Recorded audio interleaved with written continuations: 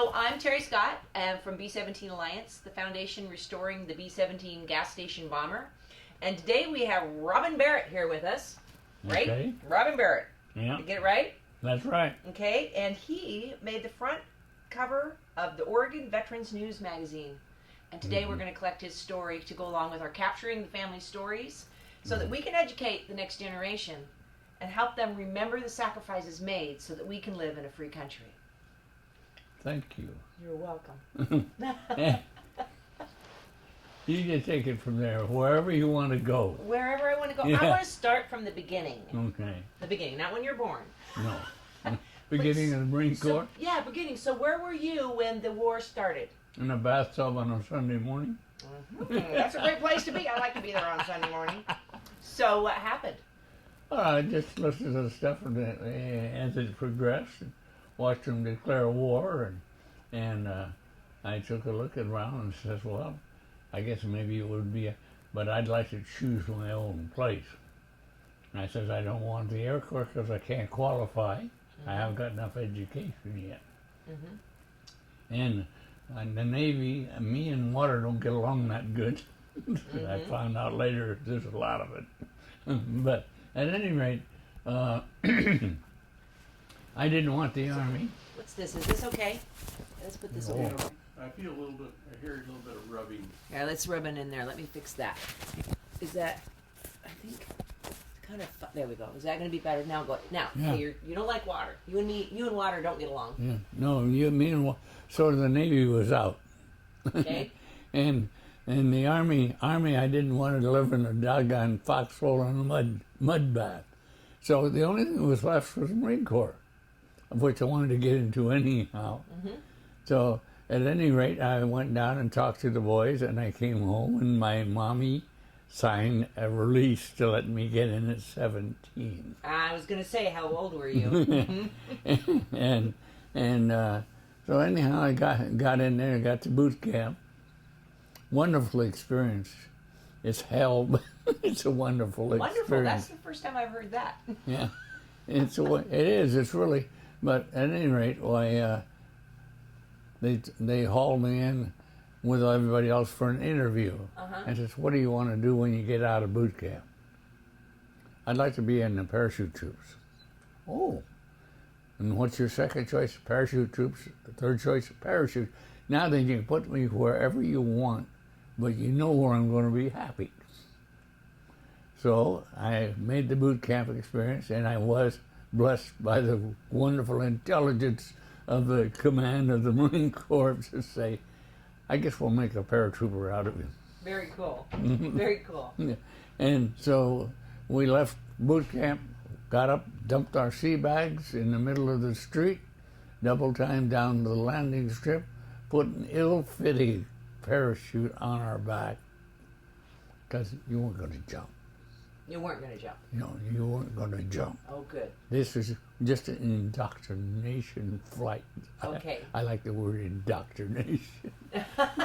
It's a good one. And at any rate, why, as the time came by, they had a static line. You had your parachute, point a figure eight, get up, hook up, and make a trip around the doggone fuselage, make a right flank, and the door's wide open. Hoo, hoo, hoo. Oh, wonderful time. Oh, so you did jump. Well, it came. But anyway, they're two of the biggest, ugliest Marines you've ever seen in your life. Their job was to grab you and stop you. We hit an air pocket just at the wrong moment. They missed me, and I was long ago and far away. You're still alive. Well, but I mean, no instructions on what to do when the ground comes up to meet you. I got down, and they said, how many jumps have you made? I said, I never made a jump in my life. Well, you did it like an old pro. You landed right, you rolled right, you did everything right. Says, you got it.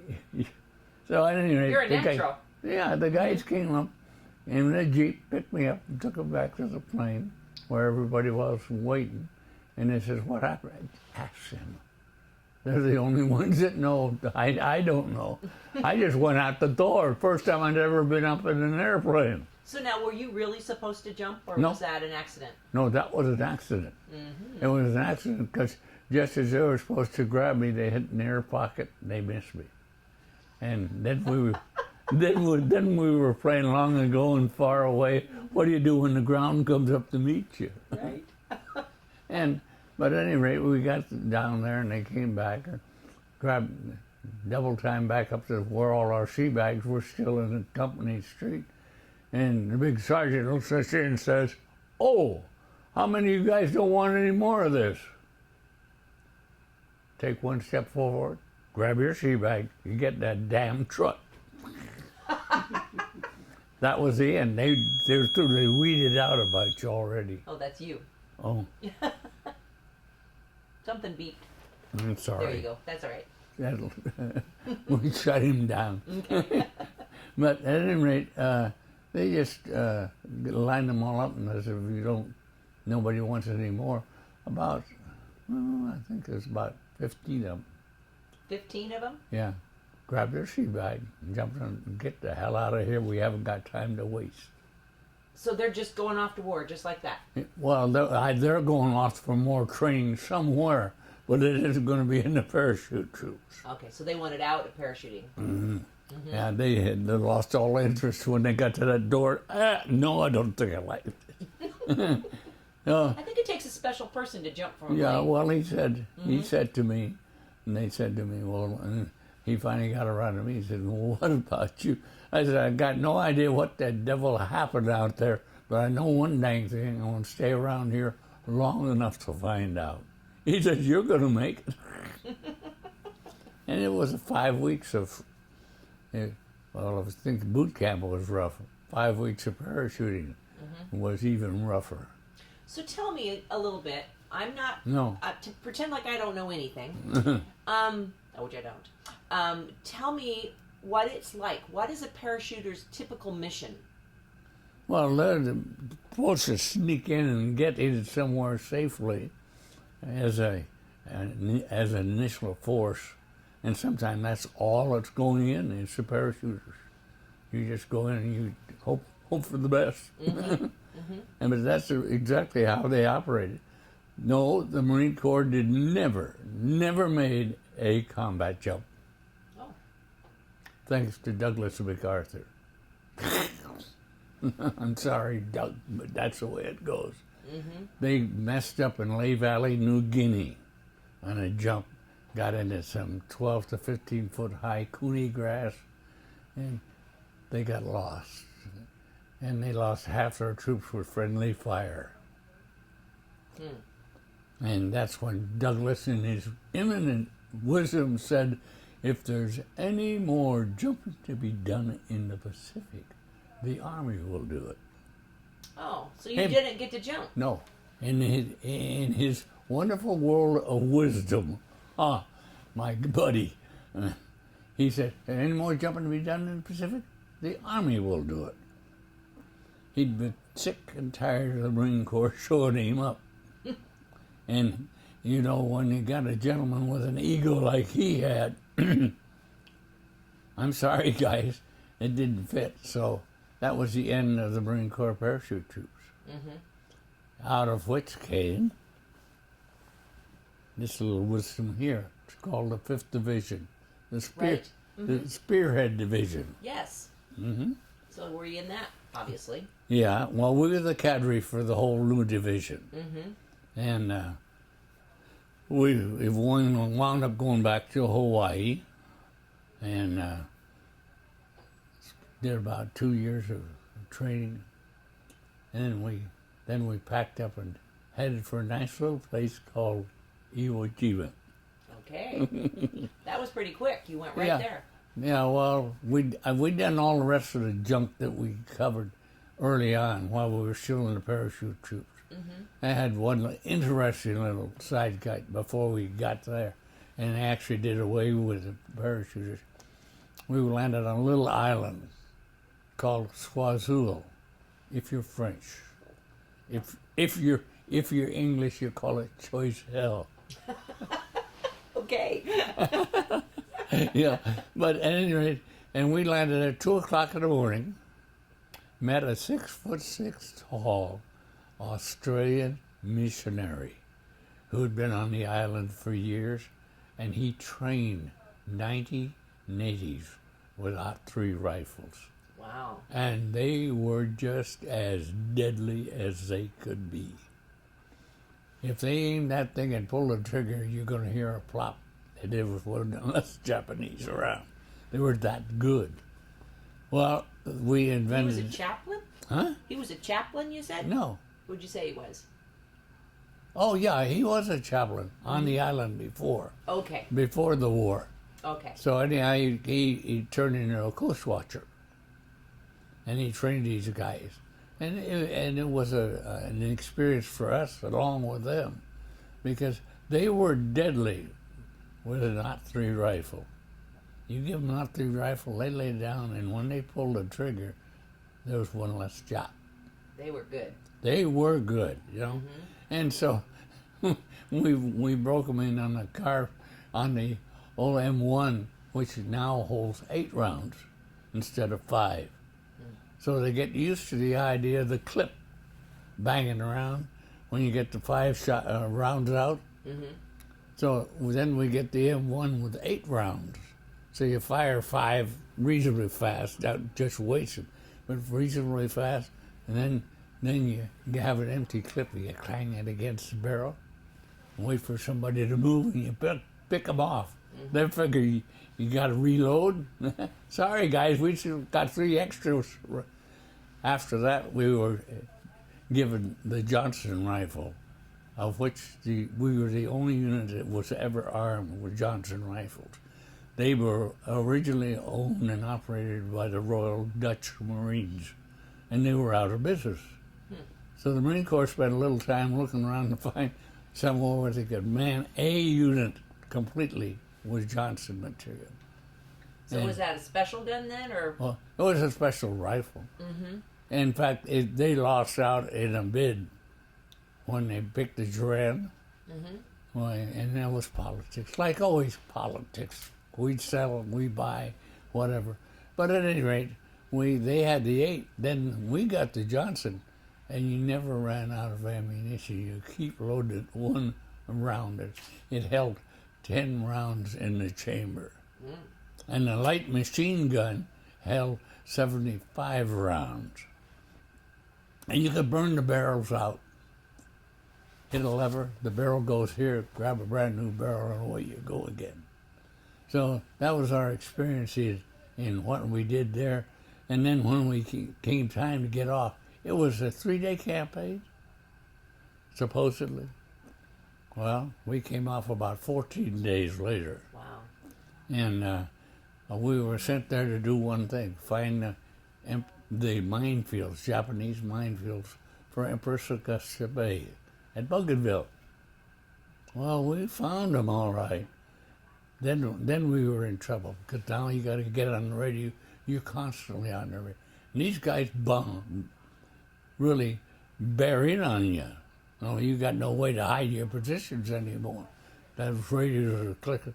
But we got the information out. And the end result is that, fortunately, we didn't lose one ship at Empress Augusta Bay, because the information we gave them at that time was good enough that we tore up all their minefields, opened up, and then remined all their open paths. We didn't lose one boat, and they lost tons. That's awesome. So you did a success. You had a big success. Yeah, we had a big success. Good. No, and at any rate, why, that was a little thing called Swazoo. Oh, those crazy Frenchmen. Right. So tell me about what was going on between your comrades and you, and how you felt about the whole situation. What were the conversations that you were having? Well, the conversations basically built, what the hell are we doing here? And that's about the way you approach most every campaign you ever go in, because you know basically what you're going after, but you don't know exactly how it's going to happen. So it's a matter of chance more than anything else, and being prepared. And that being as prepared as you can to find a mine, Yeah. which you don't know what it even looks like, right? No, well, he's underwater 65 miles away. Oh. And up at Augusta Bay, we're 65 miles away. And we got all this information 2 days before they went in, and we remined all their stuff and opened up their minefields, and we never lost a ship. Good. So how did you not lose a ship?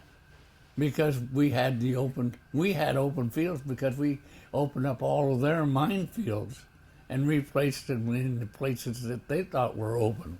Sorry about that, guys. So you were sneaky. Well, yeah, Yeah. to say the very least. Very good. You gotta be sometimes. Yeah, well, you got to do whatever you got to do. And sometimes it works and sometimes it doesn't. I fortunately was in a position, wherever it was or however it was, that I managed to get through everything and never get a scratch. That's a big blessing. Yeah. Yeah. I remember when we got through with that little joint there and came back to the States after Mr. MacArthur said, if there's any more jumping to be done in the Pacific, the Army... Sorry about it. So you don't have a very good there you go. attitude about him. Tell me about that. What? You don't sound like you really particularly respected him. I hated him, You really. hated him. He was an overbearing egotist. You know, he thought he was God's gift to whoever he thought he was a God's gift to. Interesting. No, he couldn't do no wrong, you know. And so he did this thing and he made a lot of mistakes. And I will say one thing for him in the end of the thing, when we get further in the history, the only time he was right was when the president stopped him from crossing the river in Korea. That was the only time that he really worked with a mind like a Marine. If you get them on the run, keep them running. Don't ever let them stop. When we hit a beach, the name of the game was, when they're swimming on the other side, it's great. Keep him running. Keep them running. Don't let them give them a chance to dig in. So, anyhow, you do these things, and even on this little Swazoo thing, I was rescued by nobody less than Mr. John Fitzgerald Kennedy. Really? Yes. Well, tell me about that. Well, this was on our way out. Was the Japs about that far behind us? We came within 5 to 10 minutes of being a lost battalion. It was that close, because they'd closed in. We could see them, we could hear them, and they were right. And so anyhow, they came in to get it, and they got the wrong signals, and they came into the wrong beach, John and all of his group. And then they were real leery about coming in when they got the right signal. And so we had to wait out to get anywhere close to, because they couldn't come in and hit the shore. 87-pound base plate for a mortar. That was my carrying gear. And I'm going into water? Thank you. No. And how much did you weigh at the time? I weighed about, I went at 132. I was probably maybe about 175. Yeah. But with 87 more pounds of steel. Not good. Not a good situation. But at any rate, I got out there, waited out there, and before we got through with it, why, they dropped the line, and they just dragged me right up out of the water and put me on his boat, and we headed for home. So you were at Iwo Jima when the flag was raised. Yes. Tell me, how long was that going on before the flag was raised? Days. 4 days. 4 days. The fourth day, the flag went up. What did that feel like? Oh boy, we won something. I don't know what we won, but we won something. We won the highest point of ground on the whole island. That means you control what's going on. That's awesome. And Is that a sigh of relief? yeah, I was about maybe 300-400 yards away down the hill, where I could see it. I saw the little flag. The little flag, the first one went up. Rattled, battered, dirty, torn, everything, but it was there, and that was the first one that won't. And to this day, I will never figure out how in the hell that big, wonderful thing, it looked like a Hollywood set when you take a look at it today, and it will live forever. Of all the pictures that came out of World War II, that's one of the very few that will always be there, just because of what it represented. Yeah, it was huge. There's a lot of stories on how that flag was held up.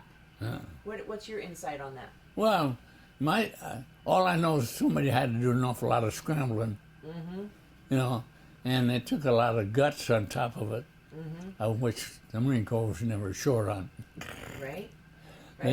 But they got up there, they got the job done, and that's when we knew that we had a piece of that island we owned, and we were going to own the rest of the whole dang thing, because now we can look down on everything. So how much longer did it last? Well, we went in with a campaign that was supposed to last 3 days, and on the 28th day I left. Yeah. Total victory on the 28th day? No, we just took the end of the island and barbed wired it in and starved to death. We're not going to waste any more people, time, or energy trying to dig you out of your holes. You got a choice. You can come out and you can surrender. You can die. We don't give a hoot what happens to you. But you're not going to come out and do us any more damage. Right. Good job. And it was a good job. And they were about another 3 weeks, I think, before they actually figured out. They barbed wired the whole thing in. Let them starve to death. That's what you choose to do. And all on. I mean, the people, they lived in this world where honor means everything. And it was honorable to die for the emperor. And they were going to do whatever it took. They weren't going to stop. No. Nobody was going to stop them. You had to do them in. So anyhow, we got off the island. We came back and we refit the whole thing back in Hawaii. And which at that time, I went years later. My son's been over there now 45 years. Nice place to live. Yeah. Well, he went over with a $20 bill in his back pocket, 2 hands full of tools to repair VWs, and that's what he went to Hawaii with.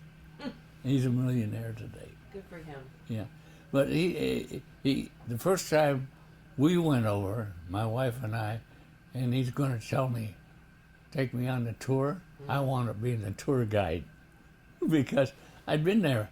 I knew it all, this one road from where they went.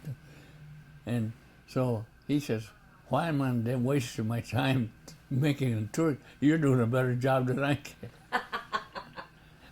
Hey, so you appreciate little things. And there's things that happen later in life that still go back.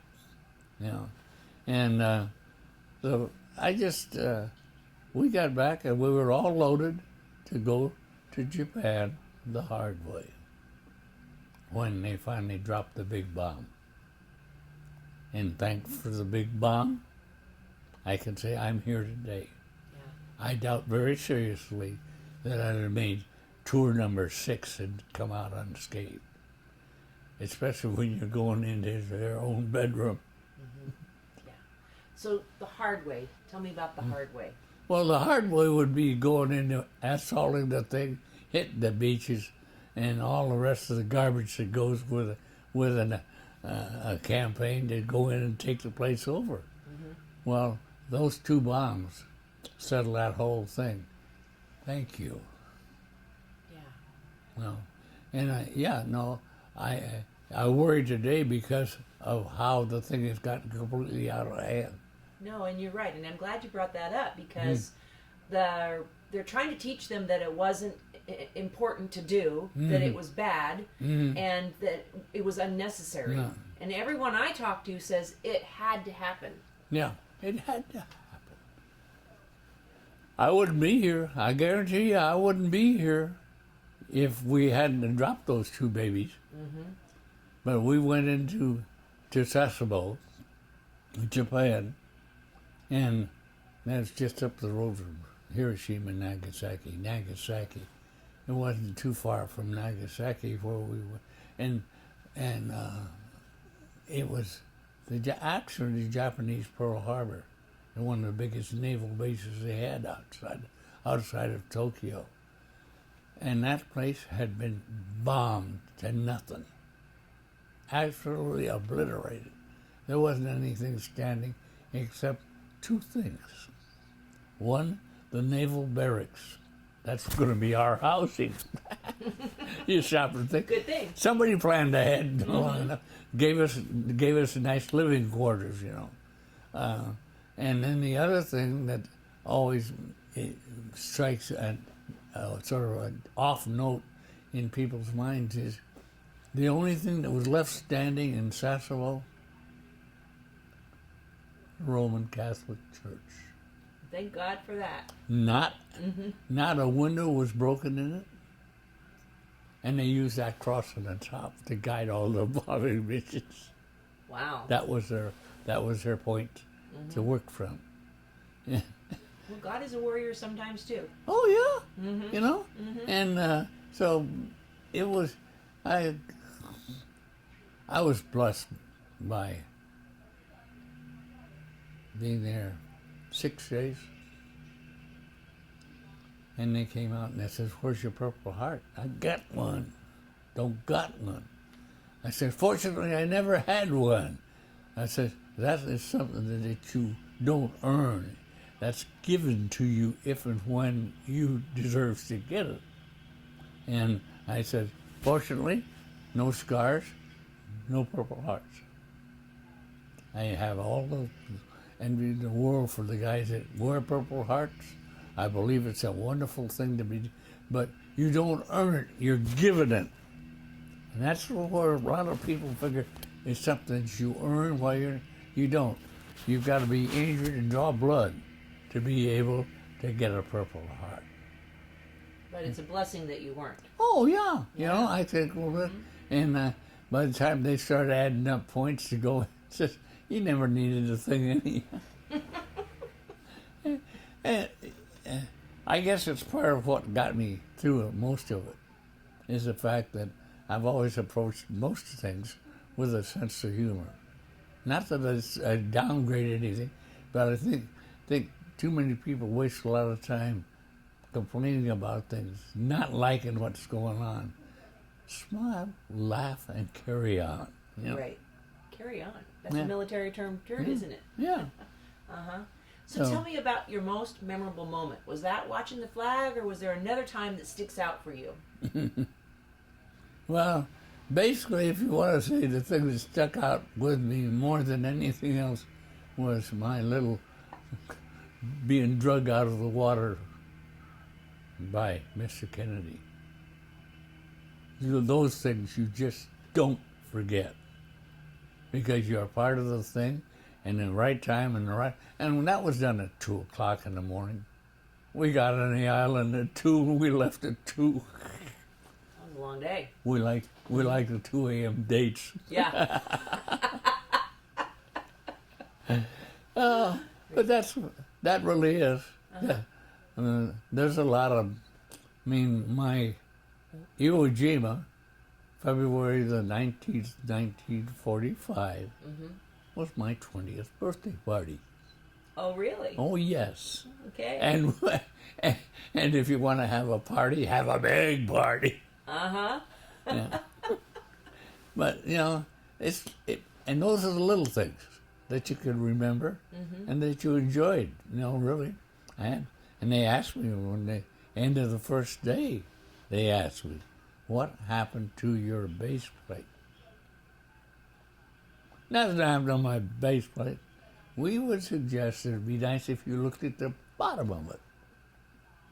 So I flipped it over, and here you can see where an ammo machine gun just walked right across that sucker. Wow. And you know whose head was right by. Man, we were bosom buddies from that day on. I just, even when I got fished out of the water, I still... You didn't want to let go of that thing. No, huh? Wow. So... It saved your life. Sure did. Wow. And I came home and came back one day from somewhere, and the whole doggone sleeve of my uniform completely shattered with shrapnel. but not a scratch. I was at the edge of something when it went off, whatever it was. So this thing that was 87 pounds, how big was it? Well, it was about 3 feet long and about 2 feet wide. So you used it like a shield. I used it, yeah, you bet your life. Mm-hmm. And then it became my very best friend. I like that. Yeah. It became my very best friend. Well, I was not too far away from that thing, you know. And no, I'm very fortunate to sit here today and be able to say I was there, I participated, and thank God I came home all in one piece. And I look at what I'm doing here with you right now. I've done probably 8 or 9 times since I've been here. It's all across the country on every kind of a thing you can think of. Because the stories that I got are good stories. They like to hear the good story. That's what the admirals from Annapolis like. Mm-hmm. Yeah. How do you like the ride? You know, well, you can't do anything but love this place. Oh, yeah. You know, you can't do anything but love this wonderful place. Mm-hmm. And they take so good care of you. Oh, my God, spoil you rotten. Yeah. But you know, people really need to hear your stories. Yeah. So when you when you think about the next generation, what do you want them to remember? Well, fortunately, I hope before long I have finished writing my life story. Oh, good. Yeah. And that's where it is.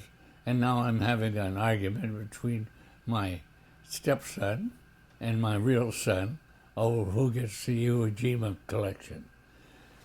With the Marine Corps, I have every scrap of paper that they ever gave me, including the thank you letter to my mother for giving me to them. Wow. Oh, a nice certificate. I've got it still with all. I've got every piece of paper. I don't care how small it is, little bitty. Why? Do you have some of it framed? Well, some of it's in an album. Oh, nice. You should have brought that album today. Well, the album is in Springfield somewhere right now. I got you. It's in safekeeping. All my Marine stuff, everything is there. Mm-hmm. And I haven't decided how to do it or what to use it or who's going to get it or how it's going to be gotten. But most of it is good, because even including everything else I've got, I've also got the campaign map for Iwo Jima. Wow. The only one of its kind that came out of it. I'm not supposed to have it. Yeah. We have a map kind of like that in our museum. Yeah. Secret code map. It was a love letter. Yeah. Different than yours. Oh, yeah. But, you know. But the thing is, you just take a look at this thing, and there it is. I'm not supposed to have it. But then the Marine Corps has a neat way of saying that you get a good conduct medal. You never got caught. That's right. You put it under protective custody. Mm-hmm. You never stole a thing in your life. That's good. Now, did you become a chaplain? Yeah. Yeah. No. No? I'm not there. No? I became a priest after I had a little conversation with a man watching the flags go up. And I rolled over and I took a look and I says, I don't know what's going on or what's on, but if you ever need me, give me a call. That was exactly the conversation. You know how long it took him to call? 39 years. Really? Yeah. And all of a sudden, I got a place for you. That's when I became a priest. Really? Mm-hmm. So he was a priest already, or Who? he became a priest, the guy you said that conversation to? No, God. God! God. I'm talking to the big man. You're talking to the big guy. I'm scared. Yeah, the one and only. The one and only. Yeah. So for 39 years, he tapped on your shoulder and said, it's your turn now. Yeah, uh-huh. Good It's for you. time. It's time. So I became a priest Good. in a little bitty small church in Bonanza, Oregon.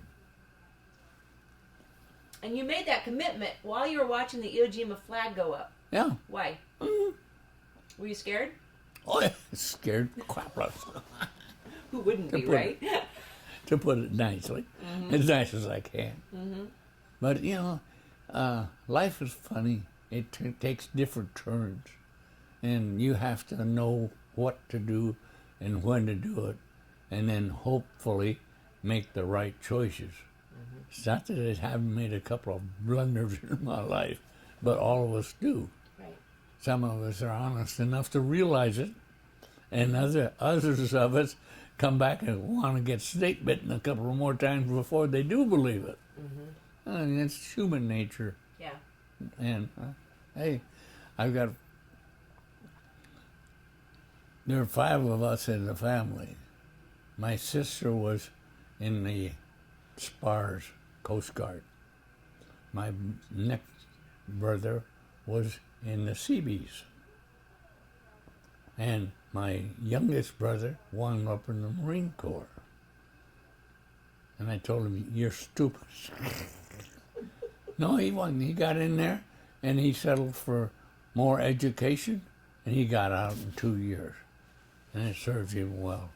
My twin sister that I have, she was a librarian, and she was Miss Librarian all of her life. She was a quiet, peaceful one.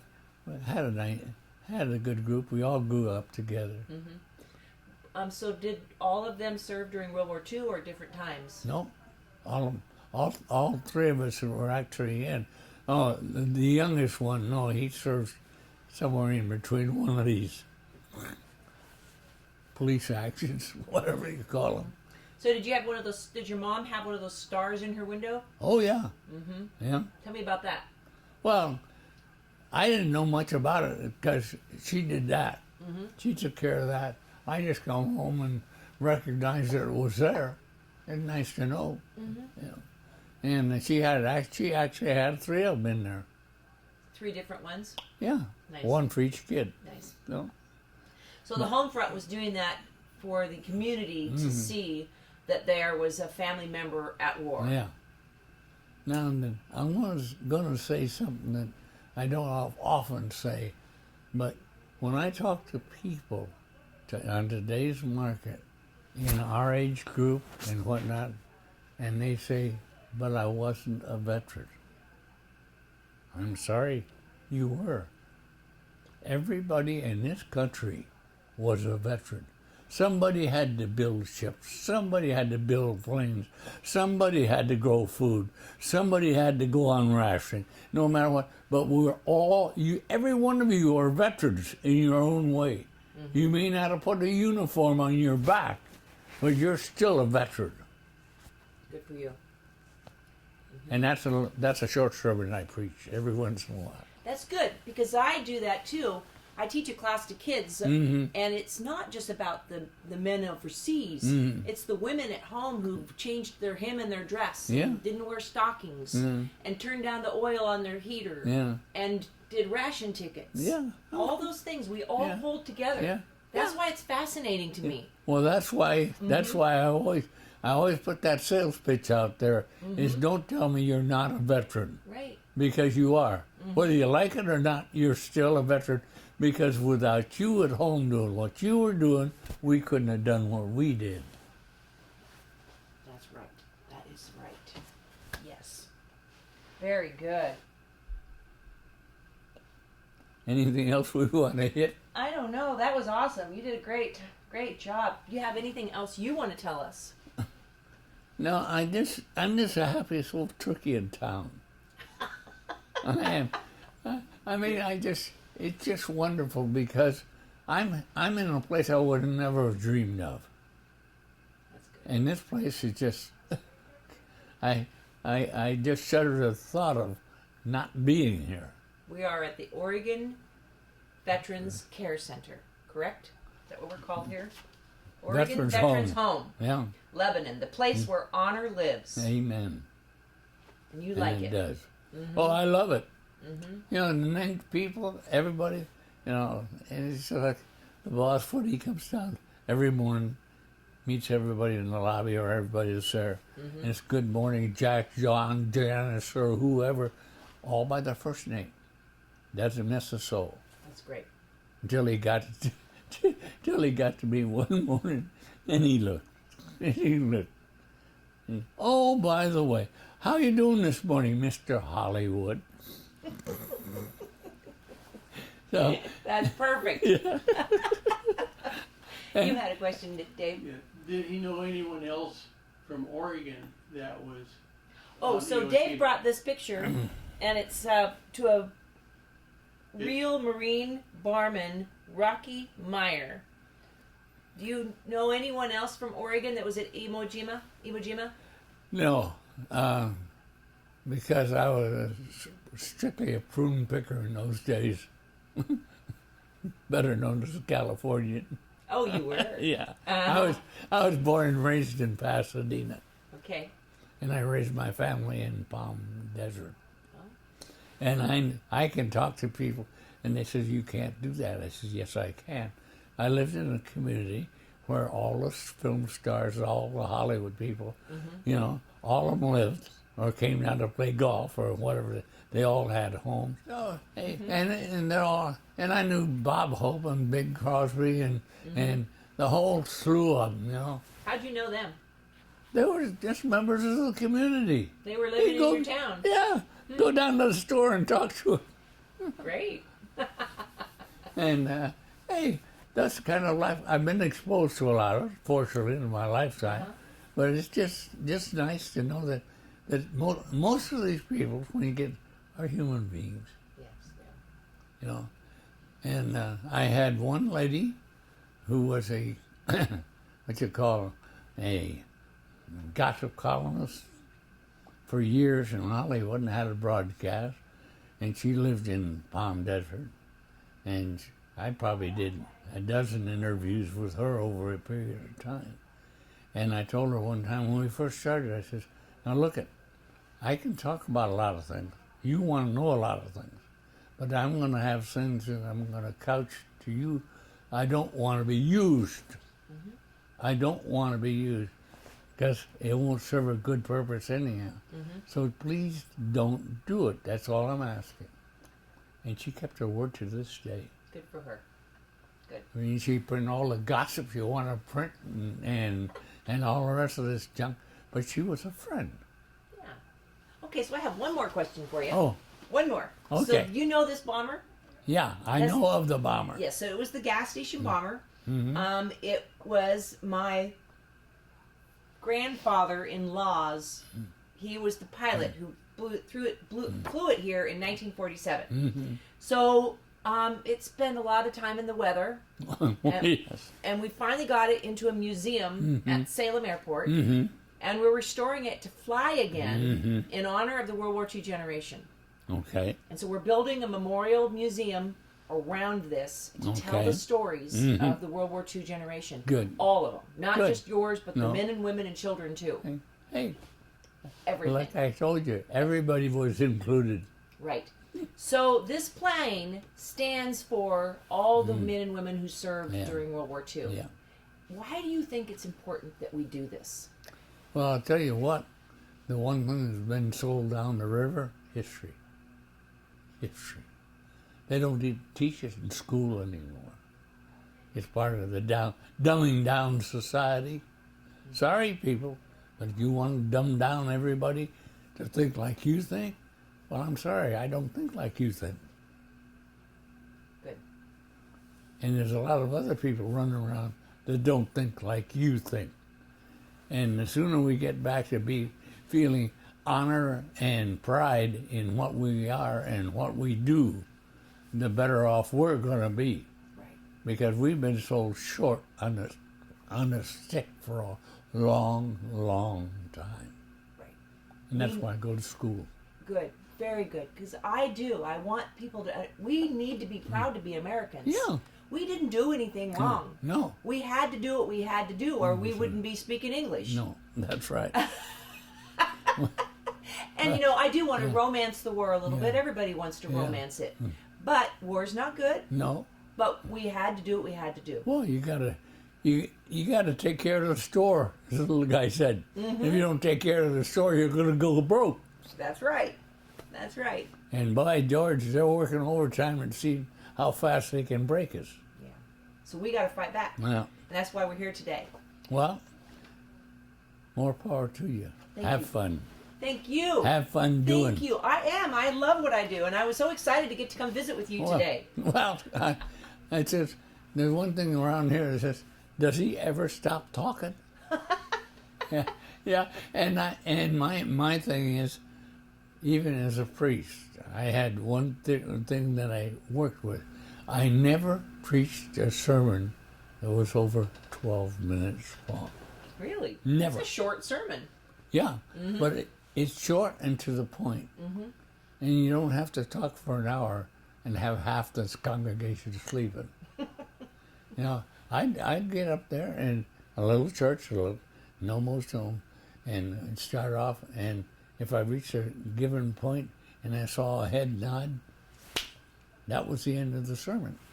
Now, I might pick the sermon up next week and finish it, but everybody could be wide-eyed and bushy-tailed. There you go. Very good. Good. Now, do you think we covered everything? Are you happy with what we talked about? Yeah. Good. Are you? Yeah, I think so. I can't think of anything else. Well, I just want to make sure we got all that stuff out of you. yeah. Well, I you know, you do it the way we did it. Why you have to piece it together, tear it all apart, because I'd hit a while, and then all of a sudden something will pop into my head, and you go back. That's okay. But Dave here just puts it all together in one big story, and we'll get you a copy, but it will be a while because I'm kind of slow. But Well, we will get you a copy. hey,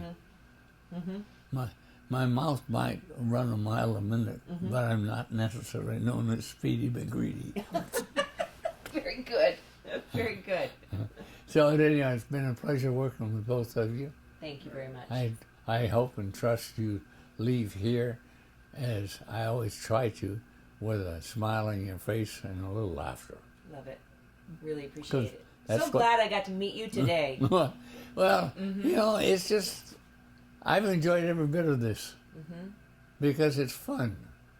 And there are not too many, actually, my age, that can work this well here and speak reasonably clear.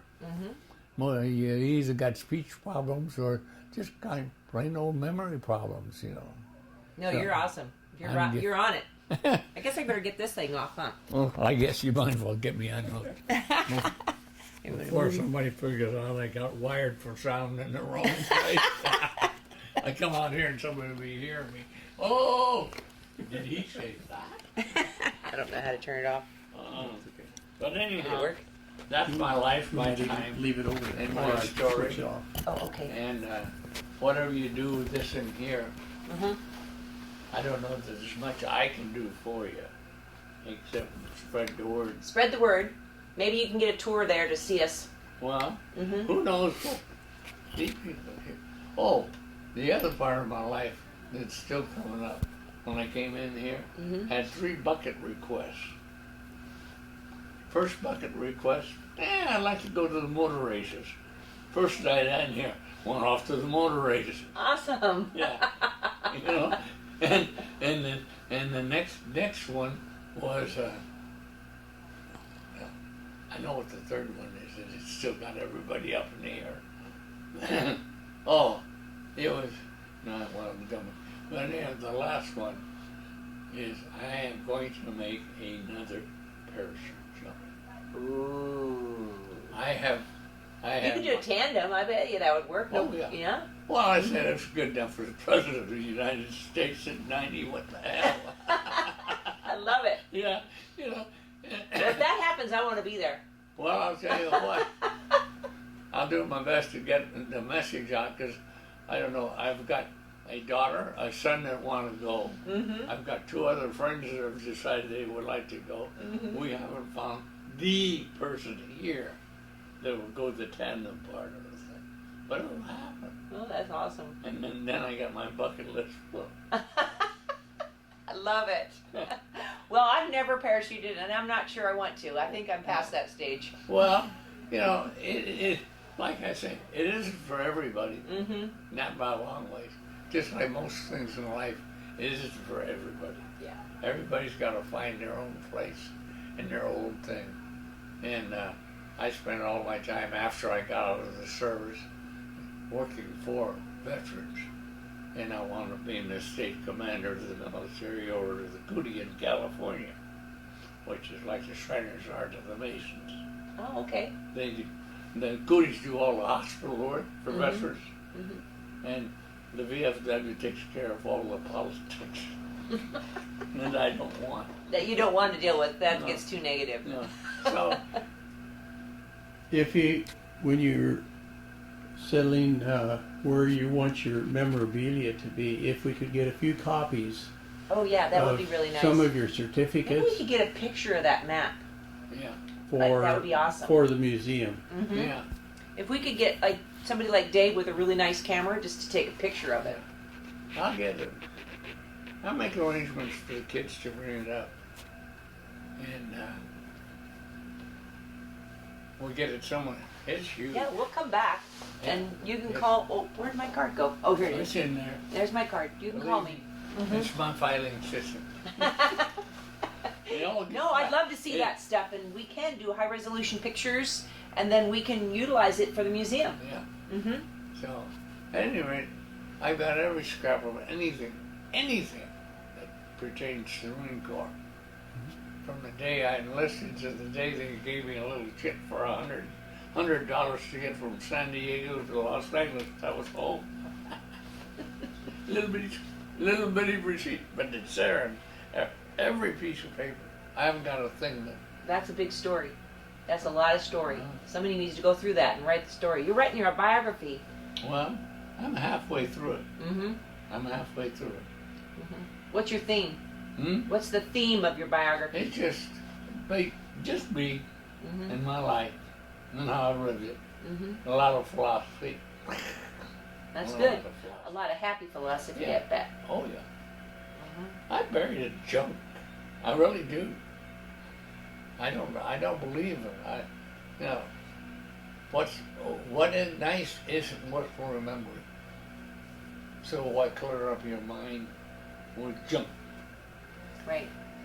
Dwell on the truth Yeah. and the pure and the you right. know, Mm-hmm. And you get so much of it around here. I have guys in here that I've never met yet, simply because they don't want to meet anybody either, Oh, and they won't allow. I mean, you got to get permission before you can go visit anybody, that's sad. which is nice, because it's called self-protection, Mm-hmm. you know, and you don't infringe on other people's privacy. I've got this one young fellow that I met at church here one time, which reminds me there are about 6 different religions that do have services right here. Nice. And I met him at one, and we had a little chat, and I met him the next Sunday, or next service, and that's where we got acquainted. He's an ex-Marine too. He just came back. He'd been gone for almost a month. Do you think it helps a lot to be around other veterans? Oh yeah. Mm-hmm. It's a thing called commonality. You know, some of them handle it real good, and some of them don't handle it at all. You know, but the idea is, the ones that don't want to, very seldom ever come out of their room. They eat, sleep, and live in their room, and this is wrong. That's sad. It's sad. It really is, because they miss the chance to be with other people that are no better off or no worse off than they are. Mm-hmm. They just, and I can see it a lot of times because of the disfigurement at times. They're embarrassed, and that's what really drives them more than is that they're embarrassed to be seen the way they are. And they says, hey, I ran into one day accidentally, and I told him, get out once in a while. We met in the middle of the hallway. I'd like to see you again. And that's the way I always speak them. Yeah, they need to know people care about them. Yeah, Mm-hmm. yeah, you know, we got something in common. Good. Oh, at any rate. What time you go see the kids? Do you do the kids every day, the bus? No, every morning. Oh, every morning. Every morning at 7:30. Gotcha. Yeah. Get up, get dressed, go over there, greet them all, Nice. Pat them on the back, pat them on the head. Oh, that's awesome. Hold their hands, do whatever they want, you know. Mhm. And I've got 5 of them that come in every morning. Ew, they're cold. They've been outside. but it's little things like that. I got a couple of them that come. They want their morning hug. Nice. How old are they? Oh, they're they start them off at preschool and go through the 5th grade. Oh, they're sweet. So you're a little grandpa. Yeah. Mm-hmm. But at any rate, they over here they built a cutaway. Mm-hmm. No curbs, no nothing. I just take this little dude, Mm-hmm. ride right on over there, Perfect. get up to the front door, Mm-hmm. and I sit there and wait with my little headlight on so somebody can see me out there. Someone will come out and open up the door and get me in. Mm-hmm. Wonderful. But it's neat. And they come over here all the time for different events. Oh, good. And we go over there all the time for different. Oh, that's great. Cross the generations. I Yeah. love it. Yeah. That's So- important. Yeah. And we just, you know, the other day they had something going on. I forget what it was, some event. And they went into the big auditorium, which is a gym. But anyhow, they had this and I was invited in. I went in and sat down and enjoyed it. But it's little things that mean a lot. Mm-hmm. And Yes. a lot of big things that don't mean much. No. And when it comes right down to it, it's the little things that mean the most. Yeah, Mm-hmm. yeah. And it's the little things more times than not that go undone or unsaid. Mm-hmm. That's really the biggest thing. People are scared to say something. Hey, if you believe in it enough and it's good, preach it. Preach it. As the old guy said, they had a really nice event over here for, 9/11, when they blew New York apart. Beautiful program. The high school had their band there, the orchestra was there, they had a choir there, we had the Oregon Rain there. Can't miss you. And, The Oregon rain. and, I didn't get it at first. and then 5 dumb politicians. Now you've got one event, everybody's going to go out and celebrate this thing, and they all going to deliver a message to their public. And I said, oh boy, I could see it coming. And 5 politicians, they were given 20 minutes apiece. No. Yeah. That's a long time. And they abused every bit of it. Oh. Yeah. No, plus the fact, how are you going to do this thing when you got a subject, one subject only, that's all. The whole thing was built on one subject. So, and to listen to 5 different guys' ideas about what happened around. I think so when the show was all over, here comes the guy that had put the whole program together and 3 politicians. And says, what? I said, everything was wonderful until the politicians took over. Oh, don't be bashful. Call them for whatever they Well, want. right. I mean, if they're Yeah. taking it on their own agenda, Yeah. when they need to be celebrating and honoring what happened. So at any rate, I said, well, what do you mean? I says, next time you get a party together, even if it's on multiple subjects, tell those politicians that's how many minutes they get, period. They don't get any more, don't get any less, 5 minutes. Mm-hmm. And then they're through. Yeah. I says, this business and 20 minutes apiece, you bored everybody to death, Mm-hmm. you know? And here's people in the rain and whatnot, kids singing and orchestras playing and all this stuff going on against all the elements. And here's a bunch of dummies that don't know when to shut their mouths. And I told them, I said, you destroyed a perfectly good program. Mm-hmm. And I looked at the guy that was leading, put the whole thing, and I says, don't ever allow it to happen again. Well, it's probably really good feedback. I The think old you did beast. well. Mm-hmm. The old, Nobody needs to listen to somebody The for old 20 beast. minutes. It does. I don't even talk that long. and I says, And plus the fact I'm in a much better situation for that because Mm-hmm. I've got a captive audience when I'm talking to the congregation. Right? And you keep it to 12 minutes, because Yeah. you know. Yeah. Mhm. So hey, but that's what life's all about. It's made to enjoy, not to infringe on other people, their time, Mhm. their thoughts, or anything else. Share the good things and let the rest of it go by. That's right. So anyhow, I agree. take home and what you didn't film, you didn't get, you got in your mind, go home. You got freedom to use anything. You I really appreciate that. Yes, we'll put it to good use. There were a dozen or more of them down there.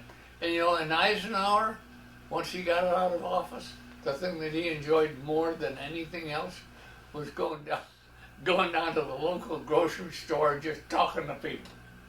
Just talking to people. He loved it. My kids, the kids in the community all had a little game they played was pool dipping, pool hopping. No? And they go out there, because down there almost every yard has a pool. Right? And in those days, nothing was ever fenced. And so they take off, and they make 20, 25 pools in the morning. Just in and That's out. fun. And we had a big old black poodle, and he had the same route. And so one day they were out there going around here and doing their thing, and they jump in this pool, and all of a sudden you've got 5 big ugly guys looking them all in the face. What the hell are you kids doing? And they started giving them a badge. Secret Service. They were in Ike's pool. Oh, really? They were in Ike's pool. And he came out and he said, guys, and they told him what to, he said, okay, that's fine. You've been in Ike's pool, and I thank you, but do me one favor. I hate to get these guys riled up over nothing. So don't come back and jump in my pool again. And that's the way he was. Uh-huh. So you knew him. Oh, I knew him. Wow. I could give you a string of wonderful, notable people because of the area we lived in. Mm-hmm. It didn't make me any more or any less. It's just the fact that they were there. And you know, you got Bob Hope, Big Crosby, and you name the whole bunch of them, Frank Sinatra. They were all there. They were all there. You ran with a rat pat. And you could talk to them Mm-hmm. when you found them in the street all by themselves. Mm-hmm. You're all Anyhow, guys, Thank you you. so much. All right, thank you. I hope I brought a little joy and happiness into your Well, day. thank you. I appreciate that. Okay. I like that. So, at What any you got rate, here? What's this one? which Got the one? wings. Got the wings up Oh, there. that's for parachute wings. Nice. Naval parachute packers wings. Those came extra. I can have the little curled up ones. Mm-hmm. But there are not a whole lot of those running around loose. Not many qualified for them. No, that's pretty amazing. I'm really glad that we met a parachuter. How Yeah. exciting! Yeah. And if I can arrange it or anybody else arranges it, I'll do my best to let you know. So if you can cut into your schedule, cut somebody out or I whatever. will. That'll be super exciting. We need to have a party when you do that. Yeah. So at any rate, why? No, I figure I've got a story to tell, you know, and if you don't tell the story, nobody's ever going to have any left That's behind. right. So thank you for story making. Yes. Thank you. Both. He's awesome too. Mm-hmm. But Really as the appreciate little guy him. said, the old man never knows when to shut up. I said, that's because I'm an old retired priest, but I always had a captive audience. No, it's fine. We're all good. We're all good. And I got an idea that I'd appreciate the daylights if we push that chair this. How about we do it like this? Well, do whatever you want when you put it out in the middle of the floor for all I care. That might make it easier for you. And you can't see over here anymore. Well, they'll come. They rearrange it for every time. Mm-hmm. So anyhow, have a good day. It's been fun. And have Been a joy. Can I keep the magazine? No, yeah. Okay, you got plenty? I'm getting to the short. You know how many of those damn things I've autographed? Oh, did you autograph it for me? No, I didn't. Well, you better. That's a Well, good idea. I thought if you already had one, you might. No, I better have an autographed one. That's a great idea. Is this a good pin? I think so. No, we never autograph out here. Okay. Hey, we opened right You did up it right to it, and that's pretty awesome. Okay. Mm-hmm. And so, at any rate, me and names. So put it to B-17 Alliance. B-17 Alliance.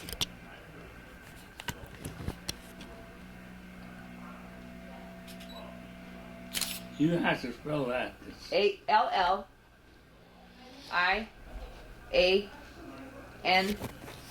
A-L-L-I-A-N-C-E. Perfect. Okay. Nice.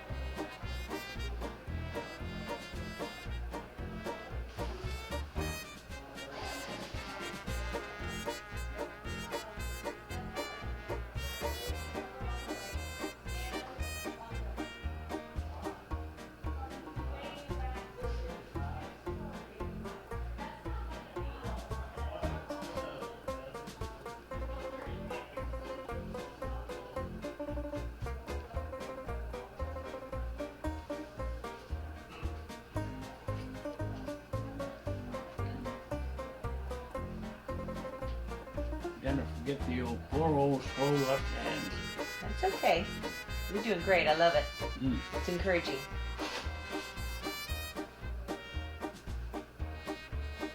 Is he still bothering you, or? No, he's writing me a really sweet note. Oh, that's I'm really so kind. appreciating it. Yeah, he's a good guy. I kid you.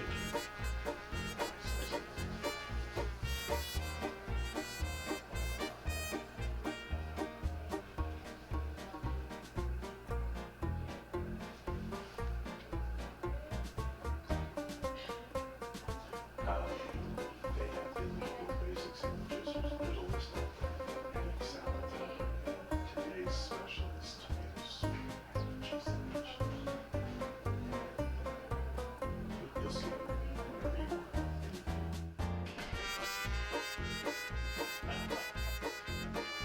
Well,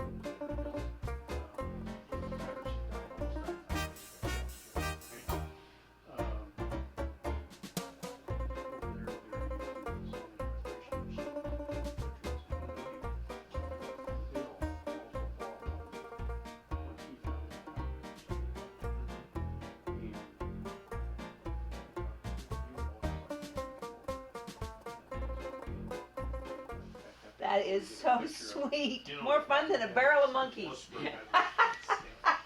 Well, I thought it'd be- Oh, I'm so glad I asked you to do that. Here. Thank you, That's thank my you, most Robin. That's awesome. Oh. You can't sit on it. Yeah. Like I say, Yeah.